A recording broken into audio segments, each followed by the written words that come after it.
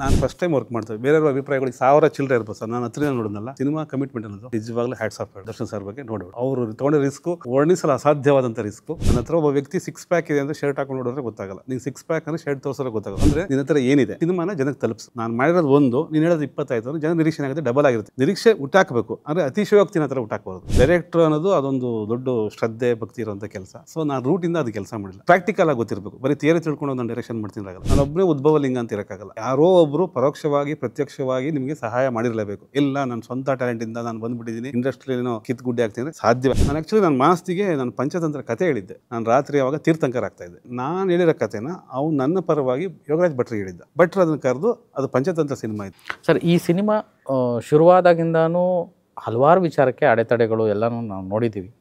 But ಈ ಒಂದು ಒಬ್ಬ ನಾಯಕ ಆತನ ಜವಾಬ್ದಾರಿಯನ್ನು ದರ್ಶನ್ ಅವರು ತುಂಬ ದೊಡ್ಡದಾಗಿ ಮೆರೆದಿದ್ದಾರೆ. ಮತ್ತು ಅದೇ ಕಾರಣಕ್ಕೆ ಇವತ್ತು ಮತ್ತೆ ಅವ್ರು ವಾಪಸ್ ಹೋಗೋ ಥರನೂ ಆಯಿತು ಅನ್ನೋ ವಿಷಯನ ನಾವು ಕೇಳ್ತಾ ಇದ್ದೀವಿ. ಸೊ ಈ ಒಂದು ವಿಷಯಕ್ಕೆ ನೀವು ಸಿನಿಮಾದೊಳಗಡೆ ಇರೋದರಿಂದ ಅವರು ವಾಪಸ್ ಬಂದು ಆ ಸಿನಿಮಾನ ಕಂಪ್ಲೀಟ್ ಮಾಡೋದಕ್ಕೆ ತಗೊಂಡಂತಹ ರಿಸ್ಕು ಹೇಗಿತ್ತು? ಅದ್ರ ಬಗ್ಗೆ ಎರಡು ಮಾತಿಲ್ಲ ಸರ್. ಯಾಕೆಂದರೆ ನಾನು ಫಸ್ಟ್ ಟೈಮ್ ವರ್ಕ್ ಮಾಡ್ತೇವೆ ಬೇರೆಯವ್ರ ಅಭಿಪ್ರಾಯಗಳಿಗೆ ಸಾವಿರ ಚಿಲ್ಲರೆ ಇರ್ಬೋದು ಸರ್. ನಾನು ಹತ್ತಿರ ನೋಡೋದಲ್ಲ. ಸೊ ನಾನು ಸುಮಾರು ಜನ ಹೀರೋಗಳ ಜೊತೆ ಕೆಲಸ ಮಾಡಿದೆ. ಅವರು ಅಂದರೆ ಅವ್ರು ಮಾಡಿ ಇನ್ನೊಬ್ರು ಯಾರು ಮಾಡಿಲ್ಲ ಅಂತಲ್ಲ, ಬಟ್ ಇವ್ರು ಡೆಡಿಕೇಶನ್ ಇದೆ ಗೊತ್ತಾ. ಒಂದು ಸಿನಿಮಾ ಕಮಿಟ್ಮೆಂಟ್ ಅನ್ನೋದು ನಿಜವಾಗ್ಲೂ ಹ್ಯಾಟ್ಸ್ ಆಫ್ ಹೇಳಬೇಕು. ಸೊ ಅದ್ರ ಬಗ್ಗೆ ನೋ ಡೌಟ್ ದರ್ಶನ್ ಸರ್ ಬಗ್ಗೆ ನೋ ಡೌಟ್. ಅವ್ರ ಸಿನಿಮಾ ಕಮಿಟ್ಮೆಂಟು ಪ್ರೊಡ್ಯೂಸರ್ ಬಗ್ಗೆ ಆಗಲಿ ರೈಟರ್ ಬಗ್ಗೆ ಕೊಡೋ ಗೌರವಗಳು ಮಾತುಕತೆ ರೀತಿಗಳು ತುಂಬ ಚೆನ್ನಾಗಿದೆ. ಸೊ ಅವರು ತೊಗೊಂಡ ರಿಸ್ಕು ಅದು ವರ್ಣಿಸಲು ಅಸಾಧ್ಯವಾದಂಥ ರಿಸ್ಕು.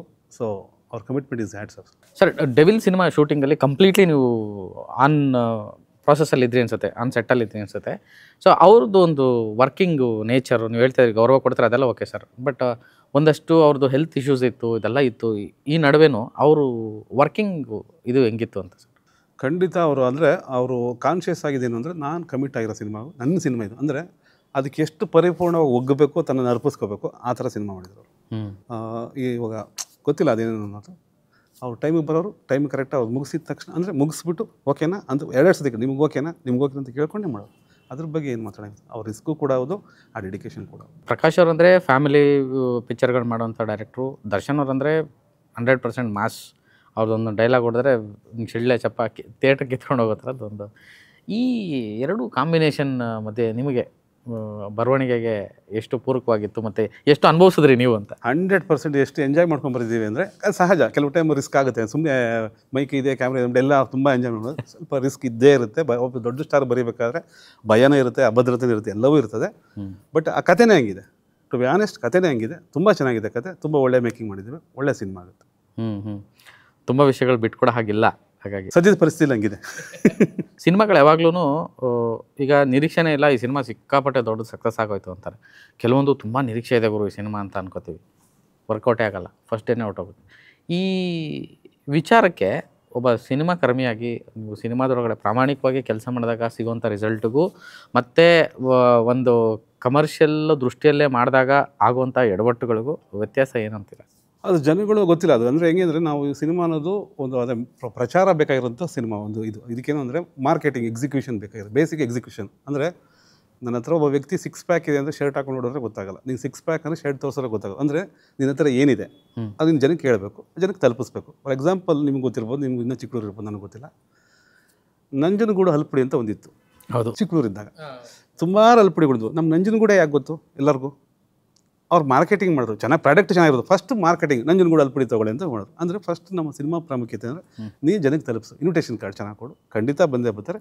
ಆಮೇಲೆ ಅಡುಗೆ ಚೆನ್ನಾಗಿ ಮಾಡು, ಇನ್ನೊಂದು ಮಾಡು, ಮತ್ತೊಂದು ಮಾಡು, ತಿಂತಾರೆ, ಅದನ್ನು ಆಸ್ವಾದಿಸ್ಕೊಂಡು ಹೇಳ್ತಾರೆ. ಫಸ್ಟ್ ಸಿನಿಮಾನ ಜನಕ್ಕೆ ತಲುಪಿಸು. ನೀನೇನು ಮಾಡಿದ್ಯಾ ಅದನ್ನು ಹೇಳು. ನಾನು ಮಾಡಿರೋದು ಒಂದು, ನೀನು ಹೇಳೋದು 25 ಅಂದರೆ ಜನ ನಿರೀಕ್ಷೆ ಆಗುತ್ತೆ ಡಬಲ್ ಆಗಿರುತ್ತೆ. ಬರೋಕ್ಕೆ ಮುಂಚೆ ಡಬಲ್ ಆಗಿರುತ್ತೆ. ನೀನು ಸಣ್ಣ ಎಡವಟ್ಟು ಮಾಡೋದು ಕೂಡ ಇಲ್ಲ ಬಿಡು ಅಂದ್ಬಿಡ್ತಾರೆ. ಸೊ ನಿರೀಕ್ಷೆ ಹುಟ್ಟಾಕಬೇಕು ಅಂದರೆ ಅತಿಶಯೋಕ್ತಿನ ಹತ್ರ ಹುಟ್ಟಾಕಬಾರ್ದು. ನಾವೇನು ಮಾಡಿದ್ವಿ ಅದು ನಿರೀಕ್ಷೆ ಹುಟ್ಟಾಕಿ ಚೆನ್ನಾಗಿ ಮಾಡಿದ್ವಿ, ಬಂದು ನೋಡಿ ಅಂತೇಳಿ ಖಂಡಿತ ಬರ್ತಾರೆ. ಇದು ನನ್ನ ಅಭಿಪ್ರಾಯ. ಕರೆಕ್ಟ್. ಈ ಡೆವಿಲಲ್ಲಿ ಎರಡೂ ಥರ ಎಕ್ಸ್ಪೆಕ್ಟ್ ಮಾಡ್ಬೋದಾ? ಫಿಲಾಸಫಿಕಲ್ ವಿಚಾರಗಳು ಅಥವಾ ಪಂಚ್ಗಳು?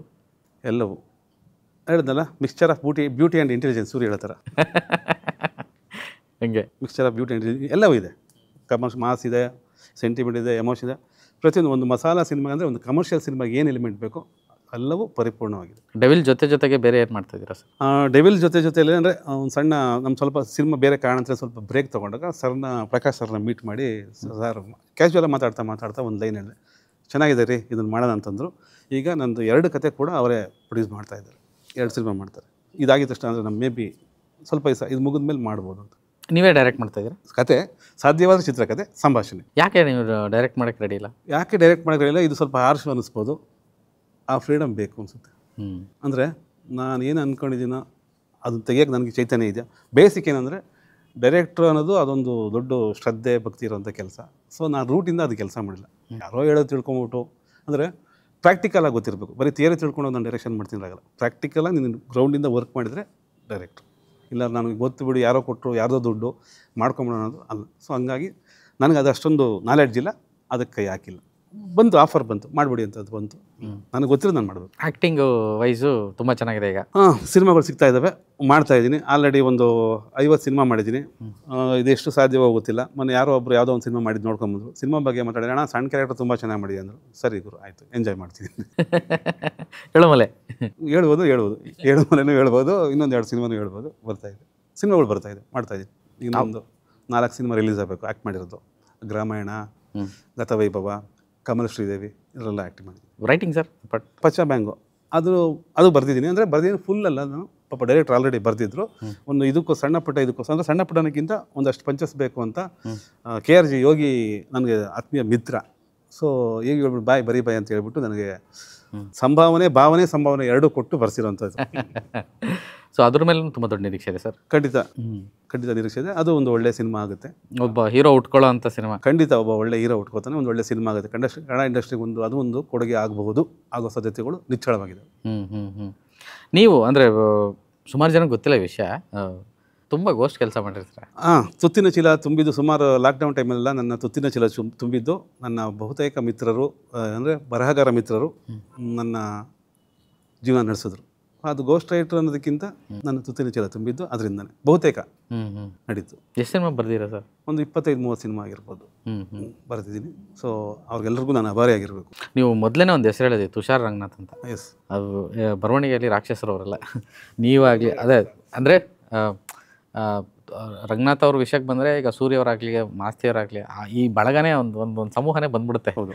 ಸೊ ಒಂದು ಟೈಮಲ್ಲಿ ಅದೇ ನೀವು ಎಮರ್ಜ್ ಆಗೋವಂಥ ಒಂದು ಟೈಮು ಹೆಂಗನ್ಸಂದರೆ ಈ ಥರ ಟೀಮ್ಗಳು ಉಟ್ಕೋಬೇಕು ಅಂತ. ನಾನೇ ನೋಡಿದ್ದೀನಿ ಸುಮಾರು ಹುಡುಗರಲ್ಲಿ ಚರ್ಚೆಗಳಾಗೋದು, ಈ ಥರ ಭಟ್ರು ಗ್ಯಾಂಗ್ ಒಂದು, ಸೂರ್ಯ ಅವ್ರ ಗ್ಯಾಂಗ್ ಒಂದು, ಆಮೇಲೆ ಇನ್ನೊಂದು ಯಾವುದೋ ಒಂದು ಗ್ಯಾಂಗ್ ಒಂದು. ಈಗ ರಂಗನಾಥ್ ಅವ್ರದ್ದು ಆ್ಯಕ್ಚುಲಿ ತುಂಬ ಚೆನ್ನಾಗಿತ್ತು ಹೆಸರು, ತುಷಾರ್ ರಂಗನಾಥ್ ಅಂದರೆ ಅದೊಂದು ಗ್ಯಾಂಗ್ ಅನ್ನೋದು. ರೈಟಿಂಗು, ಸ್ಕಿಲ್ಸು, ಪಂಚಸ್ಸು, ಡೈಲಾಗು, ಮಾಸ್ ಅಂದರೆ ಅದೊಂದು ಈ ಥರದ್ದೊಂದು ಇದು ಶುರುವಾಗಿತ್ತು. ಆ ಥರದೊಂದು ಆ್ಯಂಬಿಯನ್ಸು ಕಟ್ಕೊಟ್ಟಂತಹ ತಂಡ ಅದು.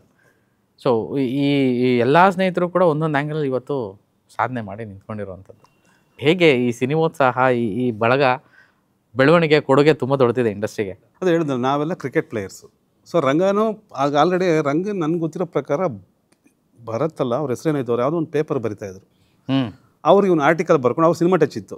ಅವ್ರ ಸಿನಿಮಾ ಮುಖಾಂತರ ಅವನು ಬಹುಶಃ ಲಕ್ಕಿ ಶಂಕರ್ ಜೊತೆ ಸೇರಿಕೊಂಡು ಅವನು ಹೋದ, ಅವನ ಜೊತೆ ಮಾಸ್ತಿ ಇಟ್ಕೊಂಡು ನಾನು ಬಂದಿದ್ದೀನಿ. ಅಂದರೆ ಒಬ್ಬರು ಇಲ್ಲೇನೋ ಅಂದರೆ ಇಲ್ಲಿ ನಾನೊಬ್ಬನೇ ಉದ್ಭವಲಿಂಗ ಅಂತ ಇರೋಕ್ಕಾಗಲ್ಲ. ಯಾರೋ ಒಬ್ಬರು ಪರೋಕ್ಷವಾಗಿ ಪ್ರತ್ಯಕ್ಷವಾಗಿ ನಿಮಗೆ ಸಹಾಯ ಮಾಡಿರಲೇಬೇಕು. ಇಲ್ಲ ನನ್ನ ಸ್ವಂತ ಟ್ಯಾಲೆಂಟಿಂದ ನಾನು ಬಂದುಬಿಟ್ಟಿದ್ದೀನಿ, ಇಂಡಸ್ಟ್ರಿಯೇನೋ ಕಿತ್ತುಗುಡ್ಡೆ ಆಗ್ತೀನಿ ಸಾಧ್ಯವೇ ಅಂದರೆ ಇಂಡಸ್ಟ್ರಿ ಮಾತ್ರ ಅಲ್ಲ, ಎಲ್ಲೇ ಆದರೂ ಕೂಡ ಮನುಷ್ಯ ಸಂಘ ಜೀವಿನೇ ಹೌದು, ಇನ್ನೊಬ್ಬರು ಸಹಕಾರ ಇಲ್ಲದ್ರೆ ನಾವೇನೂ ಮಾಡೋಕ್ಕಾಗಲ್ಲ. ಸೊ ಇವರೆಲ್ಲ ಪ್ರಾತಸ್ಮರಣೀಯರು ಅಂತಲೂ ಹೇಳ್ಬೋದು, ಒಪ್ಕೋದು. ಅದ್ರ ಮಧ್ಯೆ ಹೇಳಬೇಕು ಅಂದರೆ ಆನೆಸ್ಟ್ಲಿ ನಾನು ಮಾಸ್ತಿಗೆ ನಾನು ಪಂಚತಂತ್ರ ಕತೆ ಹೇಳಿದ್ದೆ. ಫ್ರೆಂಡ್ ನಾನು ಅಂದರೆ ನಾನು ಅವಾಗ ರಾತ್ರಿ ಹೊತ್ತು ಆಲ್ರೆಡಿ ಹೇಳಿದ್ದೀನಿ ಕೂಡ, ನಾನು ರಾತ್ರಿ ಅವಾಗ ತೀರ್ಥಂಕರ ಆಗ್ತಾಯಿದ್ದೆ, ನೈಟ್ ತೀರ್ಥಂಕರ ನಾನು ಅವಾಗ ಕಂಟಿನ್ಯೂ ಎವ್ರಿ ಡೇ ನೈಟ್ ತೀರ್ಥಂಕರ. ಸೊ ಕತೆ ಹೇಳ್ತಾಯಿದ್ದೆ, ತುಂಬ ಚೆನ್ನಾಗಿದ್ದೀರಿ ಅಂತ. ಸೊ ಅವ್ನು ಹೆಂಗೆ ಅಂದರೆ ನಾನು ಹೇಳಿರೋ ಕತೆನ ಅವ್ನು ನನ್ನ ಪರವಾಗಿ ಯೋಗರಾಜ್ ಭಟ್ರಿಗೆ ಹೇಳಿದ್ದ. ಅಂದರೆ ನನ್ನ ಫ್ರೆಂಡ್ ಕತೆ ಚೆನ್ನಾಗಿ ಮಾಡೋಣ ಅಂತ ಹೇಳಿದ್ದ. ಭಟ್ರು ಅದನ್ನು ಕರೆದು ಅದು ಪಂಚತಂತ್ರ ಸಿನಿಮಾ ಇತ್ತು. ಅಂದರೆ ನಮ್ಮೆಲ್ಲರೂ ಒಡನಾಟಗಳು ಹಿಂಗಿತ್ತು. ನಾನು ರಂಗ ಮಾಸ್ತಿ ಅವ್ರದ್ದು ಹಿಂಗಿತ್ತು ಒಡನಾಟ.